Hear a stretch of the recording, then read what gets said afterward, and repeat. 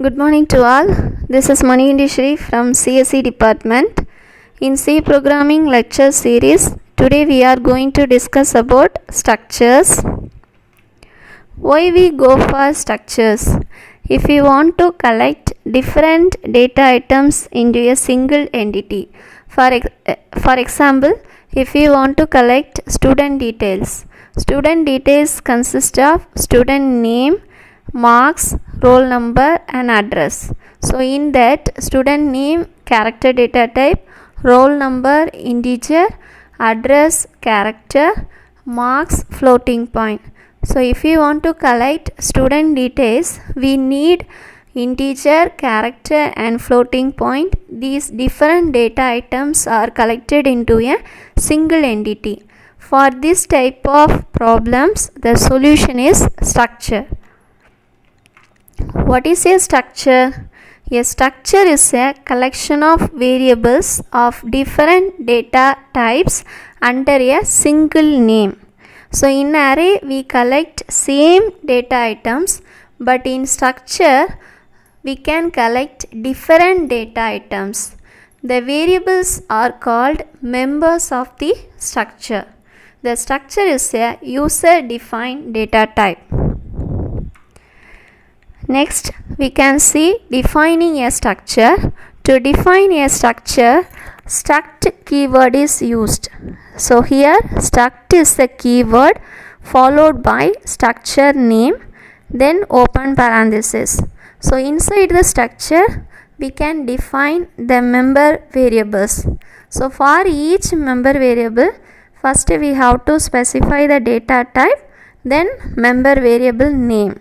So in this way we can define n number of member variables, then followed by close parenthesis.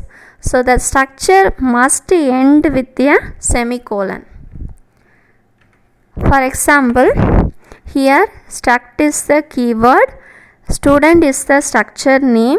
This structure consists of 4 members: name, roll number, marks, gender. So in that, name is character array, roll number is integer, marks floating point, gender character data type. So in this way we can collect different data items into a single entity, that is known as structure.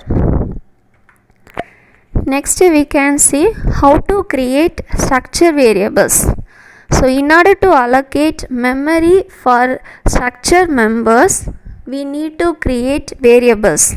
So whenever we create structure variables, then only memory is allocated for the members of a structure. So for example, here we have one structure, struct person, consists of 3 members: name, city number, salary. So in main function we can create variables for the structure. For example, so int main, here struct person, it represents the structure. Struct is the keyword, then person is the name of the structure, followed by the structure variables. We can create n number of structure variables. Here we create 2 structure variables. One is person1 and another one is person2. So in this way we can create structure variables inside the main function. So another way of creating structure variable is we can create structure variables during the structure definition. For example, struct person, character name 50 into city number, float salary. So after the close parenthesis we can define the structure variables person1 comma person2 followed by semicolon. Next we can see access members of a structure.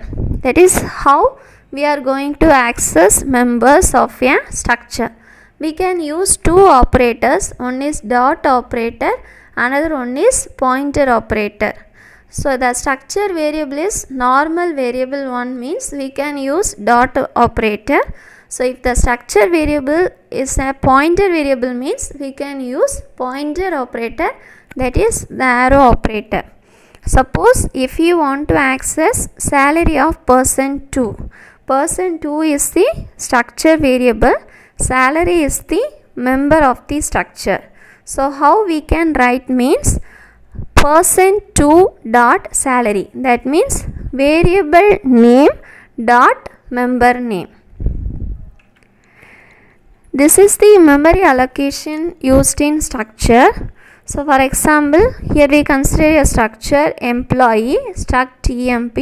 It consists of two members x and y. X is of character data type and y is of floating point data type. Then here E is the structure variable. We know that character size is 1 byte, floating point size 4 byte. So the memory allocation for this structure is, for x it allocate 1 byte and for y it allocate 4 bytes. So totally 5 bytes are allocated for this structure employee. Then next we can see one example program, that is add two distances. So first one, header file hash include stdio.h. Then here we create a structure distance. So struct is the keyword, distance is the structure name. It consists of two members, integer feet, floating point inches. Then here we create three variables for this structure, distance 1, distance 2 and sum. Then main function, first by using printf first distance, then printf enter feet. So by using scanf function, feet value we get. So how we can get means variable name dot member name. So distance 1, that is a variable name, dot member function is feet. So distance 1 dot feet. Then second value, printf enter inch, scanf distance 1 dot inch. So for distance 1 we got feet and inch. Then printf second distance. So in the same way, by using scanf function, distance 2 dot feet. So distance 2 is another structure variable. So distance 2 dot feet. So once again enter inch, by using scanf function, distance 2 dot inch value we got. So totally for distance 1 variable, feet and inch we collect. Then distance 2 variable, feet and inch we collected. Then we want to add 2 feet and 2 inches. So sum dot feet equal to distance 1 dot feet. Distance 1 dot feet plus distance 2 dot feet. In the same way, to add inches, sum dot inch equal to distance 1 dot inch plus distance 2 dot inch. Suppose if the inch is greater than 12, we have to change that to feet. So for that, here we use while function, while sum dot inch greater than or equal to 12 plus sum dot feet. Here we increment the value of sum dot feet, then sum dot inch equal to sum dot inch minus 12. So this concept is used if the inch is greater than 12 and then convert that into feet.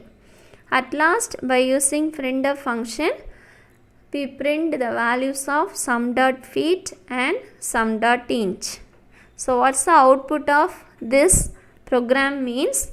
The output is first one, first distance, enter feet, that is 12, enter inch, that is 7.9. For the second distance, enter feet 2, enter inch 9.8. Then the output is sum of distances 15 5.7. 15 feet 5.7 inches. Then next we can see array of structure, that is inside the structure we can use array also. So for example, struct student, so inside this student structure here we use character array, character name of 20. In the same way we can use any size array inside the structure. Next one, nested structure. What is nested structure means? We can create structures within structure. That means inside one structure we can define another structure.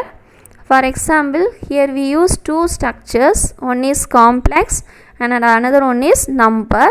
Inside the number structure, here we create the variable for another structure complex.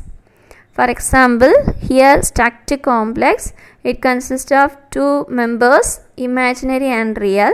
Then we define another structure, struct number. So in this structure we define the variable for the complex structure. So struct complex, variable is comp. Then another one member function integer inside the number structure. Then here num1 and num2 are variables for the structure number. Suppose if we want to set imaginary value of num2 variable, num2 is the variable of number structure, imaginary member of complex structure, but here we nested complex structure inside number structure. So we can write num2 dot comp dot imaginary equal to 11. Here num2 is the structure number variable. Then inside the structure number, here we create the variable for complex. So num2 dot complex dot imaginary equal to 11. So in this way we can define nested structures and use nested structures. Then last one, pointer to structure. We can use pointer variables in structures also. For example, struct book, it consists of name, pages and price. Here we create a pointer variable to the structure. So struct book followed by pointer variable. So this is pointer variable star b pointer. So we can use this pointer variable to access the members by using arrow operator. So b pointer tends to name, b pointer arrow pages, b pointer arrow price. In this way, by using this pointer variable, we can access the members of the structure. Thank you, students.